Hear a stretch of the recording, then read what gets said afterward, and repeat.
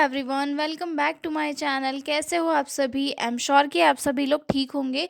तो चलिए आज का वीडियो स्टार्ट करते हैं। आज के वीडियो में हम जो है डुक्स क्राइटेरिया फॉर इन्फेक्टिव एंडोकार्डाइटिस वाला जो क्वेश्चन है, जो प्रीवियस ईयर क्वेश्चन पेपर में पूछा गया था, हम उसे डील करेंगे। ठीक है, तो हम बहुत ही सिंपल लैंग्वेज में और इजी में नोट्स के साथ इसे डील करने वाले हैं। ठीक है, आई एम श्योर कि आपको ये समझ में भी आ जाएगा। ठीक है, तो जो लोग भी चैनल पर नए हैं वो लोग चैनल को सब्सक्राइब कर ले, वीडियो को लाइक करें और अपने दोस्तों के साथ शेयर ज़रूर करें। और हाँ, अगर आपको पीडीएफ नोट्स की रिक्वायरमेंट हो तो डिस्क्रिप्शन में मेरा मेल दिया हुआ है, उस पर कॉन्टैक्ट करके आप लोग नोट्स ले सकते हो। ठीक है, तो स्टार्ट करते हैं। ड्रुक्स क्राइटेरिया फॉर इन्फेक्टिव का endocarditis.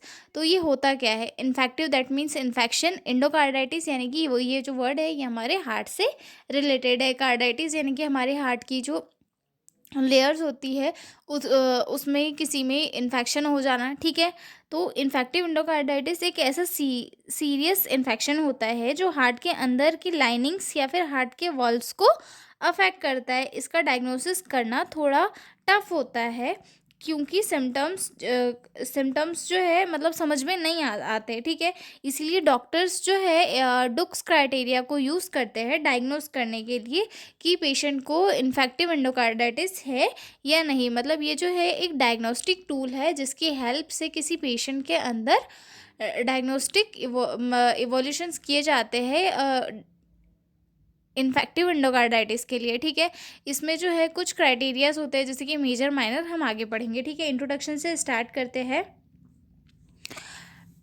डुक्स criteria is a clinical tool use to help diagnose infective endocarditis an infection of heart inner lining और वॉल्स। यानी कि डुक्स क्राइटेरिया एक क्लिनिकल टूल होता है जिसे क्यों यूज़ किया जाता है? डायग्नोस करने के लिए। किस चीज़ को? इन्फेक्टिव एंडोकार्डाइटिस को डायग्नोस करने के लिए यूज़ किया जाता है। और एंडोकार्डाइटिस क्या है? हमारे हार्ट की इनर लाइनिंग या फिर वॉल्स में एक इन्फेक्शन है जिसे डायग्नोस करने के लिए डुक्स क्राइटेरिया को यूज़ किया जाता है। ठीक है, it was developed to combine clinical sign, blood test and echocardiogram result to confirm the diagnosis.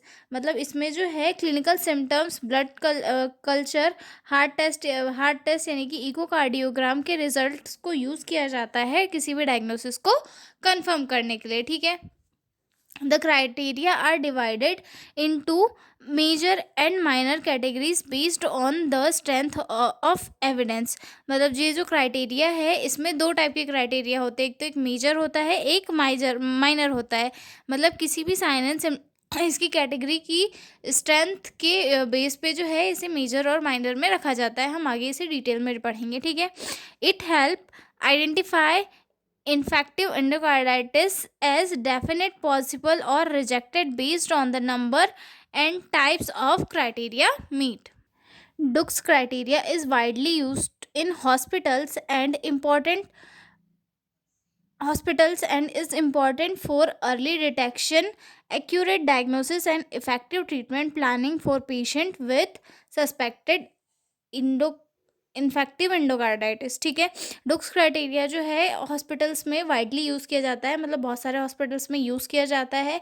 ये काफ़ी इंपॉर्टेंट होता है अर्ली डायग्नोसिस और एक्यूरेट डायग्नोसिस से। मतलब इसके थ्रू जो है एक एक्यूरेट डायग्नोसिस को डिटेक्ट किया जा सकता है और एक इफ़ेक्टिव ट्रीटमेंट दिया जा सकता है और जो है आगे फर्दर प्लानिंग वगैरह भी की जा सकती है। ठीक है, इसमें जो है दो टाइप के मेन क्राइटेरिया आते हैं। सबसे फर्स्ट तो आता है मेजर क्राइटेरिया, देन सेकंड आता है माइनर क्राइटेरिया। ओके, सबसे फर्स्ट है इसमें मेजर क्राइटेरिया यानी कि these are most important sign. मतलब ये जो है मोस्ट इम्पॉर्टेंट साइन होते हैं एंडोकार्डाइटिस के लिए। ठीक है, उसमें आता है सबसे फर्स्ट पॉजिटिव ब्लड कल्चर, यानी कि some bacteria found in 2 different blood sample. यानी कि जो बैक्टीरियास है वो ब्लड सैंपल्स में देखना, जैसे कि फॉर एग्जांपल स्टेफाइलोकोकस ऑरियस और स्ट्रेप्टोकोकस विरिडेंसी। ये जो है ये बैक्टीरिया जो है मोस्ट कॉमनली एंडोकार्डाइटिस को कॉज करते हैं। ठीक है, उसके बाद आगे देखते हैं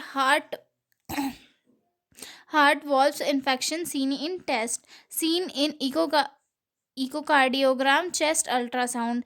वेजिटेशन यानी कि क्लम्प्स ऑफ बैक्टीरिया, मतलब बैक्टीरिया के जो है झुंड या फिर इन्फेक्शन के गांठ जैसे जो है उसमें दिखना, या फिर एब्सिस, पस का वहाँ पे फॉर्मेशन हो जाना, पस दिखना, या फिर new damage to heart valve और न्यू मर्मर, मतलब जो है नया मर्मर वॉल्व का डैमेज होना। ठीक है, उसके बाद आते हैं माइनर क्राइटेरिया, मतलब ये जो है मेजर साइन हो गए कि अगर ये सारे साइन है तो इन्फेक्टिव एंडोकार्डाइटिस हो सकता है। ठीक है, तो इसमें ब्लड सैंपल के थ्रू डिटेक्ट किया जाता है। उसके बाद जो है कुछ टेस्ट किए जाते हैं, जैसे कि इकोकार्डियोग्राम या फिर अदर कोई। ठीक है, उसके बाद आता है माइनर क्राइटेरिया। माइनर क्राइटेरिया में जो है एडिशनल साइन इंक्लूड होते हैं। These are additional sign that support the diagnosis, यानी कि ये जो है डायग्नोसिस को सपोर्ट करते हैं। मतलब इसके पहले में जो है इंपॉर्टेंट साइन थे, अब आ गए एडिशनल साइन जो सपोर्ट करते हैं डायग्नोसिस निकालने में। ठीक है, जैसे कि फीवर, बॉडी का टेम्परेचर इंक्रीज होना, हार्ट प्रॉब्लम और ड्रग यूज़, मतलब कि पहले से ही हार्ट की प्रॉब्लम होना, और उसके बाद जो है यानी कि पहले से ही अगर कोई किसी पर्सन को डिसीज़ वगैरह हो तो वो भी एक साइन जो है कॉज करता है। ठीक है, वीकर ब्लड कल्चर रिजल्ट्स, यानी कि जो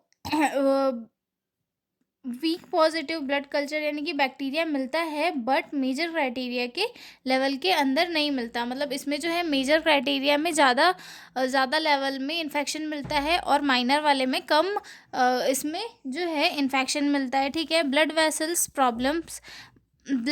प्रॉब्लम, स्मॉल क्लॉट्स और ब्लीडिंग, जॉनवे, लेसन, स्ट्रोक, इम्बोलाई। ठीक है,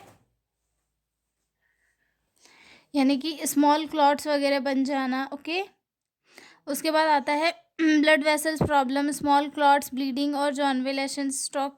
उसके बाद आता है immune system sign, painful fingers, toe हो, Osler nodes, eye spot, Roth spot, positive rheumatoid factors, ये सारी चीज़ें जो है देखने के लिए मिलती है। ठीक है, आर एच स्पॉट्स यानी कि आई के अंदर ब्लीडिंग स्पॉट वगैरह मिलता है। ऑस्कुलर नोड्स यानी कि जो हमारे फिंगर्स है या टो है वो उनमें स्वेलिंग रहती है और पेनफुल हो जाते हैं। ठीक है, आगे देखते हैं कि इन्फेक्टिव एंडोकार्डाइटिस में डायग्नोसिस कैसे किया जाता है। ठीक है, combination of criteria, two major, यानी कि अगर दो मेजर क्राइटेरिया मिल गए तो मतलब एक एंडोकार्डाइटिस कंफर्म है। ठीक है, वन मेजर और थ्री माइनर अगर मिल गया, मतलब जो हमने यहाँ पे मेजर और माइनर क्राइटेरियाज पढ़े थे, ये दो मेजर थे, यानी कि हार्ट वॉल्व में इन्फेक्शन सीन होना और पॉजिटिव ब्लड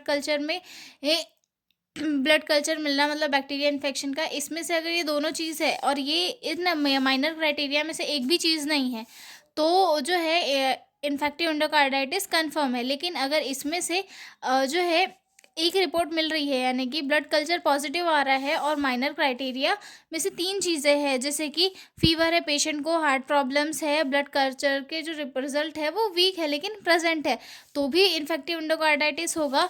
और अगर मतलब दोनों मेजर क्राइटेरियाज नहीं है लेकिन अगर 5 माइनर क्राइटेरियाज पॉसिबल है तो वहाँ पर भी जो है पॉसिबल इन्फेक्टिव एंडोकार्डाइटिस हो सकती है। ठीक है, अब देखते हैं कि ये जो डुक्स क्राइटेरिया नर्सिंग में क्यों इंपॉर्टेंट है। ठीक है, nurses can use this sign to monitor patient carefully. Nurses के लिए इसलिए इम्पॉर्टेंट है क्योंकि इन साइन के हेल्प से जो नर्सेज है वो पेशेंट को केयरफुली मॉनिटर कर सकती है। ठीक है, help in early recognition and prompt reporting, मतलब जो है अर्ली नर्सेज रिकॉग्नाइज करके, मतलब पहचान के जो है रिपोर्टिंग कर सकती है हायर अथॉरिटीज़ को। ठीक है, important for planning infection control, antibiotic therapy and patient education, मतलब इनके थ्रू जो है नर्स जो है पेशेंट को एजुकेशन भी दे सकती है। ठीक है, इन्फेक्शन को कंट्रोल भी कर सकती है और एंटीबायोटिक थेरेपी वगैरह भी प्रॉपरली दे सकती है। ठीक है, इन्हें याद करने के लिए कुछ वे है, आप इसे एग्जाम में नहीं भी लिखे तो भी चलता है, जिसमें कि फेम, यानी कि FAME, F for fever, abnormal echo, O या फिर हार्ट टेस्ट, फिर M यानी कि ऑर्गेनिज्म, ब्लड कल्चर और ई यानी कि इम्बॉलिक और इम्यून साइन। ठीक है, इनके थ्रू इन्हें जो याद रखा जा सकता है। ठीक है, आई एम श्योर कि आपको डुक्स क्राइटेरिया फॉर इन्फेक्टिव इंडोकार्टाइटिस वाला क्वेश्चन जो समझ में आ गया होगा। तो अब हम मिलेंगे नेक्स्ट क्वेश्चन में एक नए नेक्स्ट वीडियो में एक नए क्वेश्चन के साथ। तब तक के लिए बाय बाय।